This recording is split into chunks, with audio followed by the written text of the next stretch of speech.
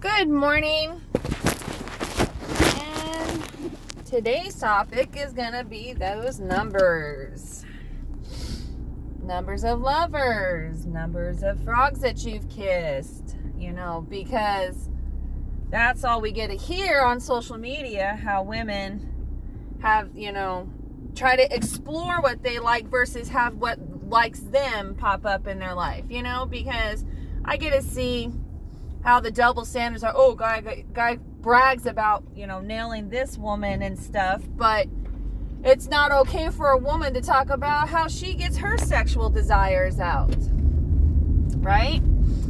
I mean, apparently there's got to be something going on where women are pretty amazing. Why? Because there's a lot of guys out there trying to be women. You don't see a lot of women trying to be men. If you look at the factors and you look at the statistics, we have a lot of trans women than we do trans men. Now, I don't have an issue with what people choose to do with their lives. But when it comes to affect me and the way I handle business, then I might mention a little something about it.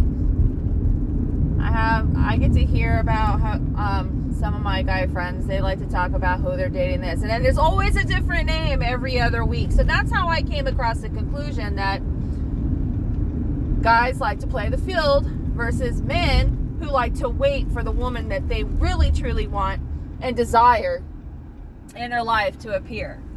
And I mean, it doesn't always go out like that, because then sometimes what they desire and want isn't exactly what they need in their life. And so, they like to lily pad hop is what I like to call it. That's okay. Nobody's numbers is zero unless you're a really young child, I hope, because like I said, I've already expressed my distaste and dislike to pedophiles. And I saw something that came online saying about Florida is apparently passing the pedophile death sentence. So if this is true, yay. I haven't really had enough time to research it. I've been very busy. I've taken on another summer gig, I like to call them, or pre-summer gig. It's usually from spring into summers when I start doing my other little side business and stuff. Sideness. I'm gonna keep condensing my words. It's a military thing, okay? We like to keep everything condensed and concise. And it's been how many years since I've been in the military? Exactly. It sticks with you. Okay. So,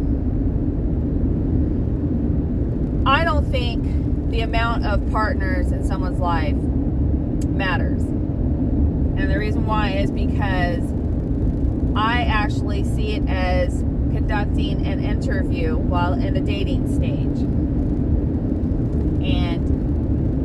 And there are people where I said that they, have hoe days. It's where they decide they want to just do a fling. And I don't have a problem with it. Like I said, sexuality, morality, whatever it is, nobody's going to follow it because everybody's curious. Everybody is trying to, get off, and everybody is, just trying to fill their own desires and needs at any given time. But there's rules to it. Age is very important. I know I've stated before in videos to this group and videos to my other group that age gaps do affect the relationship. So, and it doesn't always just mean physical age, but mentally how their age affects the relationship. So those numbers are important. And you see that there are fairly older men in their 50s and up, that like to pursue much younger women. And I'm still trying, to grasp the whole sugar daddy thing. But we know it's a form of prostitution. But I also came across this where the guy even states that he is not having physical pleasure, but he is gaining emotional pleasure from fulfilling taking care of a young woman and helping her get on her feet. So, I mean, it doesn't change my mind on, the whole idea about prostitutes, but prostitutes still count as your numbers, guys. I don't care how long you want to try and sweep your little dirty little secret underneath that little filthy rug of yours. I said it.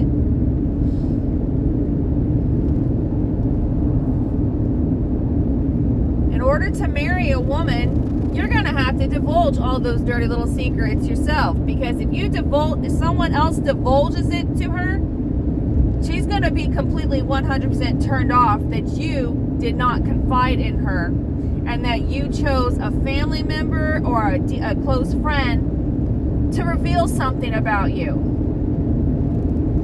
See, that's one way it makes your numbers go larger, because that person's not going to trust you and want to be with you. So it's always best to put your best foot forward and your best sense of honesty. Like, don't be crude about it. I mean, have some respect for yourself when you're talking about how you've done things. Like, I had a situation where I was lying next to somebody in bed, and this person decided to share with me how him and his friends ran a train on a girl on a porta potty in Washington.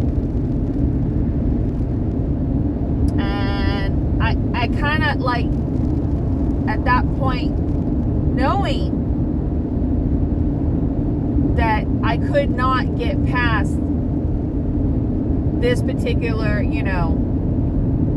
flaw. To me, that's a flaw. Somebody that would openly state that they have ran a train on a girl with their, their friends in a porta potty is just, made my skin crawl. And then I was like, okay, maybe I can look past this. That's where I fucked up. I should have just dropped immediately and never talked to this person again. But because I had been told I was judgmental and that I wasn't giving people a fair chance in life. Because I'm the walkaway queen, and I have my own iniquities, and I'm gradually telling in these videos if you pay attention to what I say. You can always go back and watch them again to get the gist of it. But I really and I didn't dodge a bullet good enough, right? But I did later on, shortly after that conversation. And sometimes it's really hard to let go of people that are clingy, or they want to use you as a trophy girlfriend or a trophy wife. It's kind of hard to let go of, the trophy boyfriend and the trophy husband. So, because we know the trophies are basically meant to just be worn on your shoulder, and there's other secrets going behind in other bedrooms. I mean, that's a given. That has been a given for years. That people will marry for looks and appearance, but they will go and sleep with the complete opposite. I still am trying to figure this out, but it is true that I have actually witnessed certain relationships in that very small town that I was residing in. Now I'm not in that town, but I still have to go there and and handle business. But the goal is to remove myself 100% from that area permanently, and it's coming to that point. But I will say that jumping on a girl's reputation and going on social media and basically slandering all females that go over a handful of partners, or even 10 or more, you're like, oh, well, she's crazy, oh, la la la. What, because she chose not to fuck your dick? I said it. I am that woman. I have votes for women. I have made this very clear that I have a true feminist personality. But I'm a feminist that likes guys. Or not guys, but men. I mean, I have guy friends and stuff, but I don't have any sexual encounters with them. And if I have attempted sleeping with friends, I've realized I've learned my lesson, and it's not something I plan on doing again. So, I just feel that it's safe if you come across somebody that you like, you know, and they're in a situation of their own, you respect that situation and you leave that person completely alone. If you're meant to be, you guys can catch back up later. I am a firm believer in that. So, I guess you could say I'm kind of waiting for my friend, or not my friend, but this person to be free. But you know, when you hear enough, to know enough, sometimes that's what you got to do. And if they don't ever come free, I still don't feel like I wasted time focusing on me and taking care of my own goals. But you guys really need to stop downing a woman that decides that she wants to do a couple interviews before she decides to invest into the relationship and build a relationship with you. I find it very foul. They're like, oh, well, she's had this and she's had that. Well, you know, I heard that he's had this and he's had that. So, I mean, the way it goes, you can't point fingers when you're doing the same fucking thing. You can't say, oh, you know, and call a girl a hoe because she decided to give you a dose and step out on the relationship because you did. That eye for eye mentality, I mean, yeah, sometimes it's got some bad repercussions. But sometimes women have to go to drastic measures to teach somebody a lesson.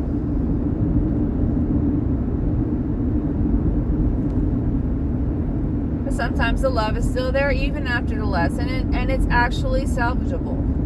Now, it's not always a salvageable case, especially if it's a consistent issue in the relationship. When they're both consistently seeing and seeking other people, if they're married, in a relationship, or even dating. So dating would be a good opportunity if you want to get that second opinion, you know. And what I mean by seeking a second opinion is where you grab somebody that you're physically attracted to.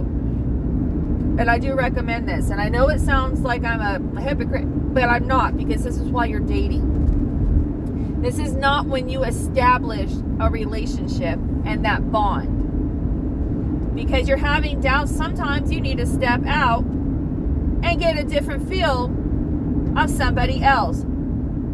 Now, if that person is better, then guess what happens? The person ends up being dropped. Why? Because the person didn't meet the full requirements to build a foundation with.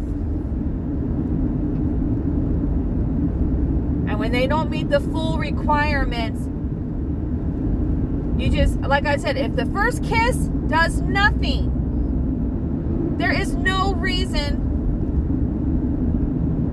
for you to continue anything forth. Because usually by the first kiss, if there's usually supposed to be like a stirring, a spark, you know? And you get that spark, and it's almost like, you know, your first initial high. Because sometimes people can get high off of a dopamine effect of their effect of the relationship impact. So, you know, that's why people aren't together, because it, you know, it builds up a dopamine effect. But then sometimes events take place and it brings your dopamine down. You blame your partner, and it's really the choices that you make. And it gets really, you know, convoluted. So, it's really good. It's really good to start paying attention if you like people or not. You know, like what styles you like and everything like that. But don't pay attention to the amount of partners. And I say this because I have heard a lot of negative statements. Oh, hold on. We're moving again. All right. I've heard a lot of negative statements online, and I just feel that this is unfair because guys get a notch on the belt. They get a congratulations.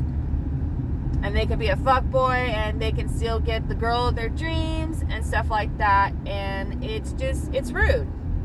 It's unnecessary because everybody that's around the age of dating, that should be dating, okay? And I'm not talking about the whole teenager thing. I'm still figuring out a plan to prevent teenage pregnancy as much as possible. I mean, that's part of my goal, is to make sure that you are not an early parent, because early parents do cause a lot of mixed feelings. I know some people that got married and then several years later divorced because they only married for the sake of the children. And I just cannot express this enough. Marry because you love. Not marry what it brings to you. Marry out of convenience, marry out of boredom, all those things, loneliness, bad idea. They will not last. You need a full foundation in order to have a successful relationship and marriage.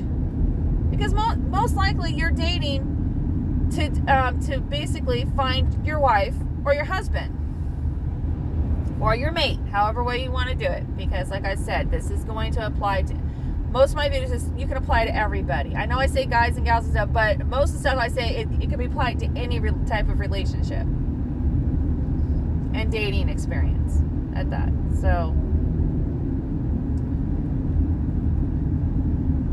I 100% disagree being married and attempting to date. Don't do it. Don't even build up them numbers, because remember, when you got married, you guys already expressed how many numbers there were between you guys. And if those numbers change, the next time that conversation is brought up, you've already admitted that you fucked up. So don't fuck up. When you're married, you stay married. And if you're married and you want to step out, you guys communicate that. If you cannot communicate this, then you have no business being married. Oh my gosh. Road work. Ugh, I'm going to be late. Maybe not. It's only 7:28. I still have a half an hour. So like I said, numbers suck, but numbers bring you experience. Numbers bring you insight. So instead of judging them for their history and their past and everything, work on accepting their flaws of, well, not really flaws. I don't see it flawed, but some people do. And so I'm going to try and put it this way. Don't judge them for not choosing the first person and sticking with it. Maybe that's not the person for them. And another thing people need to work on is being open to trying new things before getting stuck in a relationship that they're going to feel guilted to stay in for the rest of their life. Don't do that. I believe experience is a nice way of deciding what you want in your life and what you don't. So on that note, I need to get to work. I'm in traffic stops here. Y'all have a good one.